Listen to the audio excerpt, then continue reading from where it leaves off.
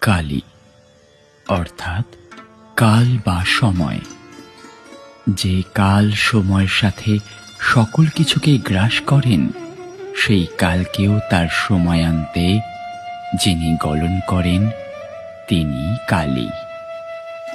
গগন সদৃশ নীল গাত্রবর্ণ তার অনন্ততার প্রতীক, আর অসীম অনন্তকে আচ্ছাদিত করে এমন বস্ত্র পাই কোথায়? তাই তো মা দিগম্বরী। সমগ্র জগতেই তার আবরণ। কোটি দেশের দোদুল্যমান হস্তের প্রাচুর্য আক্ষরিক অর্থে মাতৃলজ্জাকেই করে আবৃত।